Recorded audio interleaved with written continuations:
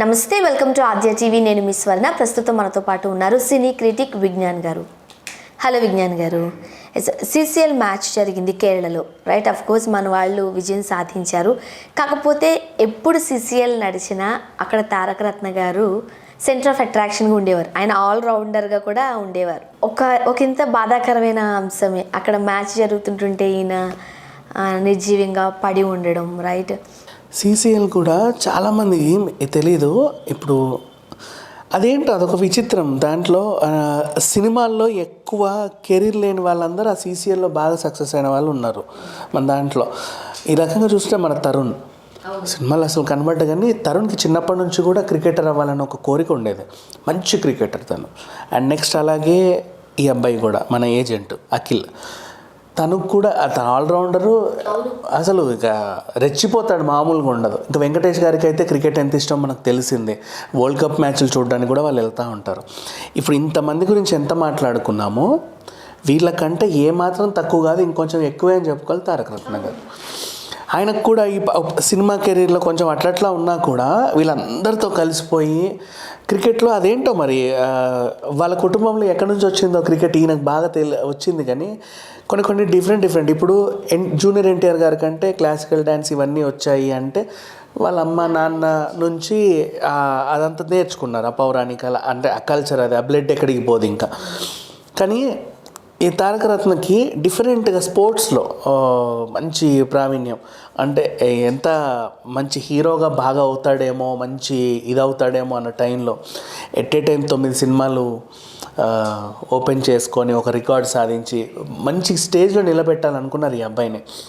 కానీ అయినప్పటికీ కూడా సినిమాలు కొంచెం నిరాశపరిచినా కూడా, నిరాశపరచడం అంటే సరిగ్గా ఆడలేదే తప్ప ఈయన బాగా చేయలేదని. అవును, ఆర్టిస్ట్గా మంచి పేరు వచ్చింది. He is very good artist. ఆ ఆర్టిస్ట్ని మనం ఫస్ట్ టైం చూసింది అమరావతిలో, రైట్? అంతకుముందు ఇక వదిలేస్తే ఇక క్రికెట్ విషయానికి వస్తే ఆయన ఎంత మనసు పెట్టి ఆడతాడంటే చింపేస్తాడు, మామూలుగా ఉండదు. నిన్నటి కూడా ఆ విజయంలో ఆయన ఒక భాగస్వామి కావాల్సిందే. ఒకవేళ ఆయన ఉండుంటే ఎట్లా గెలిచారు, ఇంకా త్వరగా గెలిచేవారేమో, లేకపోతే ఇంకో 2-4 రన్లు ఎక్కువ వచ్చాయేమో తర్వాత. రైట్, 30 బంతుల్లో 91 పరుగులు అన్నారు, సెంచరీ చేసి ఉండేవారు. అలా 10 మంది కొట్టిన 6ల్లో ఈయన 2 ఉండేవి, ఇట్లా ఉండేవి మాట్లాడుకోవడానికి. మేబీ ఒక మ్యాన్ ఆఫ్ ది మ్యాచ్ అవ్వచ్చేమో తెలియదు. ఏమో ఆయన ఆత్మ వెనకాల నుండి నడిపించిందో వీళ్ళని చెప్పలేం. కానీ సీరియస్లీ బట్ సిసిఎల్ అంటే వీళ్ళందరికీ గుర్తొచ్చేది. అంటే ప్రతిసారి సిసిఎల్ని ఎందుకంత ఆసక్తికరంగా చూసేవాళ్ళంటే కూడా తెర మీద మనకి ఎక్కువ కనబడని ఫేస్లన్నీ అందులో బాగా ఉండేవి. తరుణ్ గారి సినిమాల్లో ఉండేవి. వెంకటేష్ గారు కూడా అడపతడప సినిమాలు చేసినప్పటికి కూడా ఎప్పుడు అక్కడ ఉంటాడు, అది తర్వాత సంగతి. మిగతా క్యారెక్టర్స్ అన్నీ కూడా కొన్ని క్యారెక్టర్ ఆర్టిస్టులు, కొన్ని వీళ్ళు అరే మన వాళ్ళు ఇంత మంచి స్పోర్ట్స్ పర్సన్సా, భలే ఆడుతున్నారే అనిపించేలాగా వాళ్ళు ప్రాణం పెట్టి ఆడేవాళ్ళు చెప్పాలంటే. అండ్ ఇక ఈ సిసిఎల్ మ్యాచ్ విషయానికి వస్తే 2023 వాళ్ళన్నిట్లోనూ గెలుస్తున్నా, ఎంత ఇప్పుడు కేరళ మీద విజయం సాధించినా, ఏం చేసినప్పటికి కూడా ఒక్క ఇది ఉంటుంది, ఆయన లేరు అని చెప్పేసి. అండ్ ఇంకటి వీళ్ళకి కూడా చూడండి, ఆయన లేరు అంటే ఆ బాధతో ఆడుతున్నారు. అంత బాధలో కూడా గెలిచారు చూసారా. అంటే ఒకటి పెట్టుకున్నారు, తారకరత్న కోసం అన్నా మేము గెలవాలి, ఆ విధంగా. అండ్ నిన్న కొద్దిసేపు వాళ్ళందరూ పాటించారు, అఖిల్ మాట్లాడారు, అండ్ వెంకటేష్ గారు అయితే మాట్లాడారు. అంటే ఆ ఏజ్ కొంచెం నేర్పిస్తుంది కదా, ఆ మెచ్యూరిటీ కొంచెం. ఎంత కాదనుకున్నా బాధాకరమైన విషయమే ఇది. ఇప్పుడు తారక రత్న పార్టిసిపేట్ చేసే ఏది ఉన్నా ఫస్ట్ ఆఫ్ ఆల్ ఆయనే కనిపించేస్తూ ఉంటారు.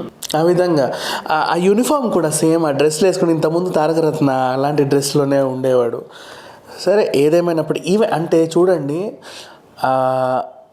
సినిమాలు పక్కన పెడితే క్రికెట్ అభిమానులు కూడా అభిమానించే వ్యక్తి. క్రికెట్ అభిమానులు ఆ తరఫున అలా చూసుకున్నా చాలామందికి అయ్యో ఈయన లేరు, ఆసక్తికరంగా లేదు, మ్యాచ్ ఉంటే బాగుండేది.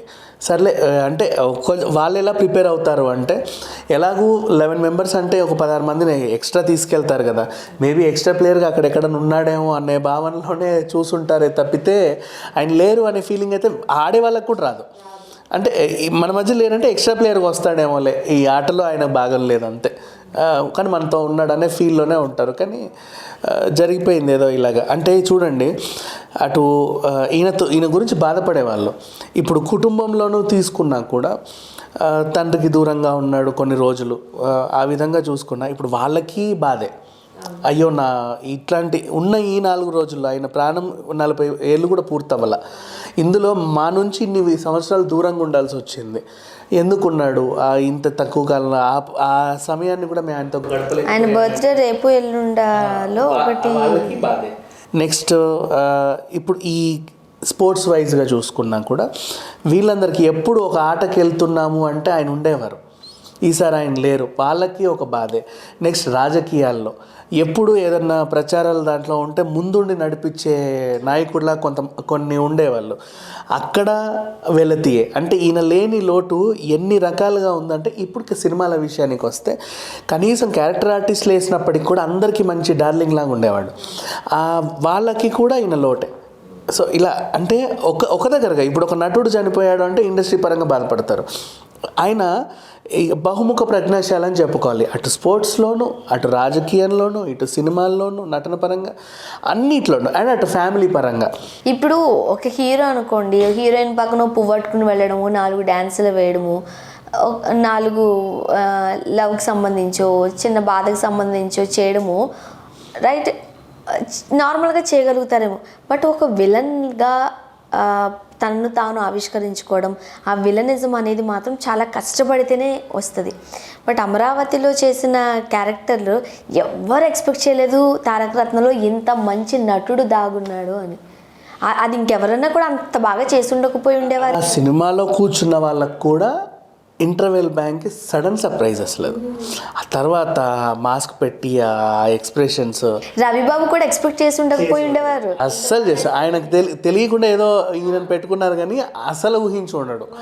అండ్ నెక్స్ట్ అలాగే చూస్తే కళ్ళతో అసలు హిప్నోటిజం అంటే కళ్ళతో మాయ చేసేది, ఇలా చేసుకుంటూ అది ఆ క్యారెక్టర్ నిజంగా ఈయన కోసమే ఉంది. ఆ తర్వాత ఎంతమంది హిప్నోటిజం ట్రై చేసినా కూడా రాలే. వాళ్ళు ఏం చేస్తారు అన్ని సినిమాల్లో, నువ్వు దీన్ని చూస్తున్నావు నన్నే మర్చిపోతున్నావు, అది వేరు, కళ్ళతోనే హావభావాలు పలికిచ్చాడు. అదంతా బ్లడ్ అండి, అంటే నటన వాళ్ళ మా తాతగారి దగ్గర నుండి వచ్చింది ఏదో ఒక ఫ్లోలో కాబట్టి అదంతా బ్లడ్. ఇక దాని గురించి ఎవరు మాట్లాడే అవసరం లేదు, అందరికీ ఏ కోసానో ఉంటుంది, ఈయనకు కూడా అలాగే ఉంది. అండ్ మళ్ళీ అంత తక్కువ ఏజ్లో కుటుంబం నుంచి దూరం అయిన తర్వాత పిల్లల్ని బెల్లాన్ని చూసుకోవాలి అంటే కొత్త బాధ్యత తీసుకున్నట్టు. ఇప్పుడు ఆయన అంటూ ముందుండి నడిపించేలా కొత్త బాధ్యతలు, అటు అటు స్పోర్ట్స్, ఇటు రాజకీయాలు, ఇన్ని సమర్థవంతంగా ఎలా బ్యాలెన్స్ చేసి ఉంటారు. ఎంత మంచి మనసు కదా, ఇంటి వాళ్ళందరిని ఎదిరించి డివోర్స్ అమ్మాయిని పెళ్లి చేసుకుని ఆ పెద్ద పాప ఏడడం చూస్తుంటుంటే ఎంత ప్రేమను పంచకపోతే ఆ అమ్మాయి అలా ఏడుస్తుంది. బాలకృష్ణ గారు రాగానే వెళ్ళి పట్టుకొని ఏడ్చింది. సో అంటే ఆయన ఇంట్లో ఆ పాపతో ఎలా ఉన్నారు, ప్రేమను ఎలా పంచారో ఆ అమ్మాయిని చూస్తే అర్థమైపోతుంది. ఎవరికంత మంచి మనసు పెద్ద మనసు ఉంటుంది. చెప్తూ ఉంటారు కదా, మంచోళ్ళు తొందరగా పోతారు, మంచోళ్ళు దేవుడు తొందరగా తీసుకెళ్ళిపోతాడు అని. అది తీసుకెళ్ళిపోవడం అంటే ఏంటో తెలియదు. కానీ ఇంకా విచిత్రం ఏంటంటే శివరాత్రి రోజు పోవాలని చాలామంది కోరుకుంటారు మామూలుగా, ఎందుకంటే ఇంకో జన్మ ఉండకూడదు, నాకు ఇంకో జన్మ ఉండకపోవడమే ముక్తి కావాలి అంటారు. ఆ ముక్తి కోసం శివరాత్రి రోజు పోవాలనుకుంటారు. ఈయన తెలియకుండానే శివరాత్రి రోజు శివకి వాడడం ఇది. ఇప్పుడు చూస్తే మంచోళ్ళు ఇందుకే త్వరగా పోతారంటే ఇంత మంచి ఆయన మనతో ఉన్నప్పుడు వరకు ఆయన గురించి తెలియలేదు. తారకరత్న పార్టిసిపేట్ చేస్తున్నారు, తారకరత్న ఫ్యామిలీ అనుకున్నాం తప్ప ఇంతకు మించి ఒక్క మాట ఎక్కువ మాట్లాడుకోలేకపోయాం. ఆయన లేని తర్వాత చాలా మాటలు చెప్పాలని, ఆయన్ని కలవాలని, ఆయనతో ఏదో మాట్లాడాలని ఎంత ఫ్యాన్ ఇష్టమైపోతున్నారు. సరే, ఏది ఏమైనా ఆయన పవిత్ర ఆత్మకు మాత్రం శాంతి చేకూరాలని మనస్ఫూర్తిగా కోరుకుందామండి. Thank you.